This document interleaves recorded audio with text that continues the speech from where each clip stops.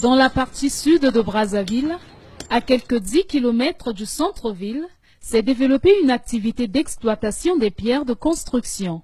Nous sommes ici, à la carrière de Kombe. D'accès difficile, faute d'une route bien aménagée, la carrière est dédiée principalement à l'extraction des moellons de la roche. Parallèlement, il s'est développé le marché de la caillasse. Faisant face à Kinshasa, la ville voisine de Brazzaville, la carrière de Kombe attire entreprises de construction et particuliers. Parmi les exploitants, figurent en bonne place les femmes. Tous les jours, sans complexe, elles sont une vingtaine sur les lieux aux côtés des hommes à exercer une activité de dur labeur. Au lieu de rester dans l'oisiveté et exercer le métier qui ne me convient pas, j'ai préféré, grâce à ma belle-mère, pratiquer le cassage des pierres.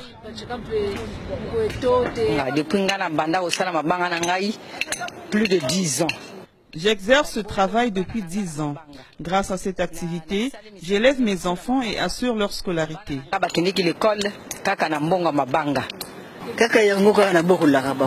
Ce travail me permet d'élever mes enfants. Malgré que je suis veuve, certains de mes enfants ont pu atteindre le cycle secondaire. Pour devenir casseuse de pierre, ces femmes n'effectuent aucune démarche administrative. Nous n'avons besoin de l'autorisation de personne pour exercer. Toutefois, après chaque vente, nous reversons un forfait auprès du chef de la carrière. Les casseuses de pierre, comme on les appelle, produisent le gravier à l'aide des débris de pierre issus du travail des hommes qui extraient le moellon. Les prix de vente varient entre 80 000 et 120 000 francs CFA. Et la collecte des pierres dure 2 semaines, voire 1 mois. La collecte et le conditionnement du gravier, une besogne pour ces femmes, nécessite généralement des analgésiques pour soulager des courbatures en fin de journée. Il arrive que nous tombions malades après une journée de travail.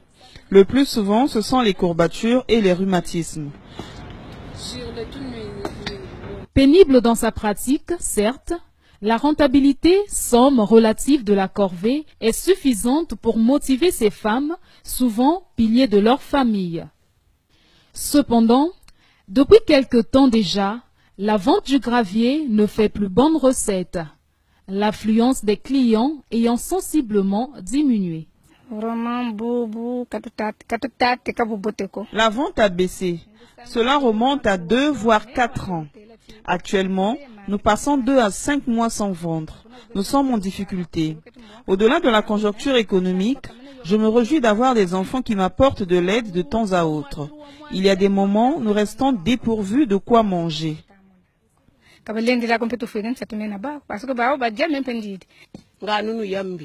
La rentabilité est devenue très faible. Les prix proposés des pierres ne nous permettent plus de bien nourrir nos familles. Malgré mon organisme affaibli, je m'efforce de travailler pour gagner de l'argent.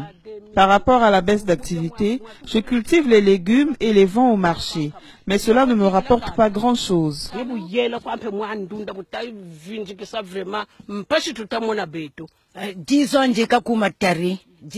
Je suis à ma 10e année dans l'exercice de cette activité. À une certaine époque, le prix d'un mètre cube variait entre 22 000 et 24 000 francs CFA. Actuellement, les 2 mètres cubes sont vendus à 10 000 francs CFA. Cela est dû à la crise actuelle. On n'a pas de choix. Le problème d'accès du site de Kombe et sans doute les points de vente du gravier dans plusieurs coins de la ville créent une concurrence ardue. Les vendeurs de pierres au Pont du Dieu freinent nos activités. Nous souhaiterions qu'ils reviennent travailler avec nous à la carrière. L'investissement quasi-industriel des sociétés étrangères dans le concassage est aussi dénoncé par ces casseuses de pierre. Les Chinois nous empêchent aussi de développer nos activités. Si ces derniers continuent à produire le gravier, qui viendra alors acheter nos pierres?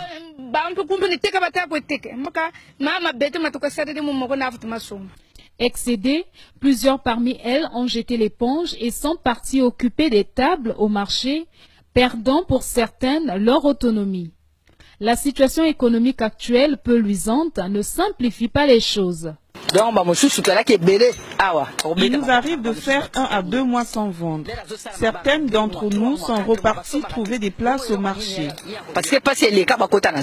Malgré ce triste tableau, la plupart des casseuses de pierre restent déterminées. L'apport financier qu'elles fournissent dans leurs foyers respectifs suscite l'admiration même des acheteurs. Il n'y a que les femmes qui produisent le gravier ici, et c'est auprès d'elles que nous l'achetons. Je loue la volonté et la force de ces femmes parce que c'est pénible d'exercer une telle activité.